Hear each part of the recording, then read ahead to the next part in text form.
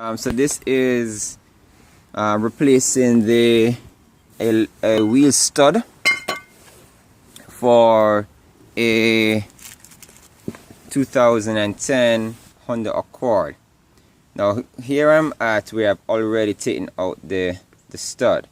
I don't like long videos, so this video is very short. I'm just going to quickly recap what I did. Of course, you take all the lug nuts off. Now when I was doing that, this unfortunate baby happened. Sorry for the moving up. You notice here the stud broke off. This is the other piece of it. It broke off. Right? So what I did, I continued taking off everything off. Then I got the tire off. Once the tire was off, the next thing was to take off this caliper. You take off the caliper by pulling the two screws, forgive the thing, these two screws here, which loosens and gives you the ability to take out the disc pads. Once you've done that, you also need to take out the caliper bracket. This is the caliper bracket. This is the caliper bracket. It has two big screws that were here, and then of course the piston application was onto it. So you take off these two screws, which would have been here and here, and then you take off the main screws that hang up the caliper. Then you're completely off. Having done that, you'll be faced with just the rotor on it. Now the rotor has two little screws in there which you need to remove. Sometimes they're tricky. I use an impact wrench to get these out. They were here. They were here and here. Here and here. The impact wrench that I use is a Craftsman. That's pretty cool. Bam, one pump and it was out. I've actually tried to do this already on my car, which is an Acura TSX. It took me forever to get it out with just a regular screwdriver, and I realized I was not going to make it, so I ended up investing in this. I'm sure there are other ways you can get these out, but for purposes of this short video, that's what I use. Jumping onto that, then I was faced with this. This was the stud that was here. It was seated inside firmly. I used my sledge and I hit it from this angle.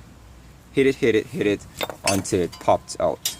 Now there's some videos for this whereby they say you have to cut into the splash shield. I'm guessing Honda had already made a new design, so there's this space in here, and I really didn't have to do anything with any splash shield. So this is the replacement stud. I measured it alongside one to say, okay, it looks like the correct stud. Then I'm going to put it in here. When I put it in here, clearly it's not going to be seated down. That's obvious. And I'm not sure I'll be able to get anything to hit it in. So my second choice is I'm going to put the lug nuts on and I'm going to drive it on as far as I can and tighten it. I'm hoping that when I do that, it will pop it in. It should do that. It should pop it in. I know I've seen persons do it with putting the tire back on and then it pops through. I personally don't think I want to go through that. Has to put the tire back on to see if it's going to work. I think I want to do it here.